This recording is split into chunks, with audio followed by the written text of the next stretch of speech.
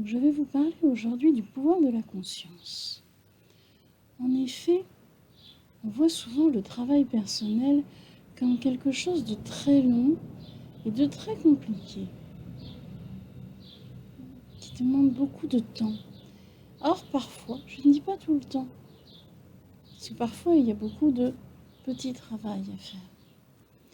Mais souvent, j'ai remarqué dans ma propre expérience qu'en fait, il s'agissait de prendre conscience. Que quand on prend vraiment conscience, qu'on a une prise de conscience, alors il y a quelque chose qui se révèle à nous et ça ne peut alors que changer dans notre vie. Il n'y a pas d'autre possibilité que le changement. Tout change, tout se révèle. C'est-à-dire, par exemple, je prends conscience qu'il y a en moi de la trahison, que j'ai vécu en fait, que j'ai été trahi. J'en avais jamais pris conscience. Et puis tout d'un coup, je me rends compte, mais en fait, ce que m'a fait cette personne-là, c'était de la trahison. Moi, je l'ai peut-être pris pour normal, mais en fait, je pose le mot de trahison sur ce que j'ai vécu. Et en fait, je peux me rendre compte qu'alors, dans ma vie, je reproduis ce phénomène de trahison à plein de moments. Mais en fait, le fait de prendre conscience que c'est de la trahison, que ça vient de cette trahison originelle, et que c'est normal que ça me fasse mal, que c'était pas normal ce qui s'est passé, c'est une prise de conscience. Et cette prise de conscience va changer mon chemin de vie.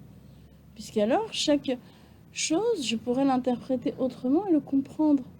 En fait, c'est comme si à l'intérieur de moi, quand je fais une prise de conscience, il y a une petite lampe qui s'éclairait et qui ne peut alors plus s'éteindre.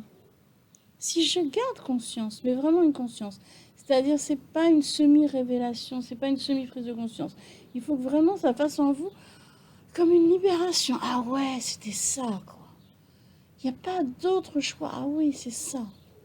Alors, oui, c'est une vraie prise de conscience et cette lumière ne s'éteindra plus dans votre vie. Vous prenez conscience que vous avez vécu ça, que vous ressentez ça. Et ça, vous l'avez comme un acquis toute votre vie. Peut-être il faudra de temps en temps avoir des piqûres de rappel, mais ça s'est installé en vous. Pour moi, le travail personnel, c'est ça. Ce sont des prises de conscience. Il ne s'agit pas de discuter intellectuellement pendant longtemps. Il faut vraiment que, en vous, il y ait comme une harmonie du corps et de l'esprit. Ils se disent, oui, c'est cela. Oui, c'est cela que je ressens complètement. Je le reconnais en moi. C'est comme si vous étiez... Pour moi, le travail personnel, ça s'assimile un peu au fait qu'on vive dans une pièce qui est notre maison, qui est notre corps où on vit depuis longtemps. Et cette pièce, elle est encombrée, il y a plein de choses, tout notre passé, tous nos souvenirs, il y a plein de choses. Eh bien, la conscience, ce sont des petites lampes qui s'éclairent dans la pièce et qui vous permettent petit à petit de voir ce qui est. Et alors, ça devient beaucoup moins effrayant. Hein. Vous savez que l'ombre, c'est toujours beaucoup plus effrayant que la réalité.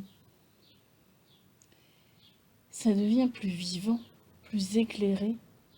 Et quand on sait où on va, quand on sait qui on est, en fait, on ne sait pas où on va, mais quand on sait qui on est, quand on sait de quoi on est fait, quand on sait de quoi est fait notre parcours et donc de quoi on est constitué, de nos faiblesses et de nos forces, c'est plus facile de ne pas savoir où on va. Ça ne veut pas dire que vous le saurez, ça ne veut pas dire que vous allez maîtriser le futur, ça ne veut pas dire que vous allez contrôler quoi que ce soit. Ça veut juste dire que ce soit moins souffrant parce que vous savez avec quoi vous y allez, c'est-à-dire avec vous-même. Et vous n'êtes pas un inconnu pour vous-même. Vous avez conscience de ce qui vous constitue. En moi, il y a de l'amour. En moi, il y a des blessures. En moi, il y a de la timidité. En moi, il y a besoin de protection. Alors, je ne vais pas y aller en fonçant dans le tas parce que je sais que ce ne sera pas juste pour moi. En moi, il y a de la colère. Peut-être que j'ai vécu avec quelqu'un de très colérique dans ma vie et que ma seule façon de me protéger, c'est d'être en colère moi-même. Alors, je sais que je suis quelqu'un qui a tendance à la colère. Je prends conscience de ça et quand je vais rencontrer quelque chose dans ma vie qui va me faire réagir, je vais peut-être prendre conscience que si je réagis par la colère, c'est par habitude, par protection, et peut-être que là je ne suis pas en danger et que je vais pouvoir réagir autrement. Voilà. Pour moi, la prise de conscience, c'est plus fort que l'esprit. Ça va au-delà de ça.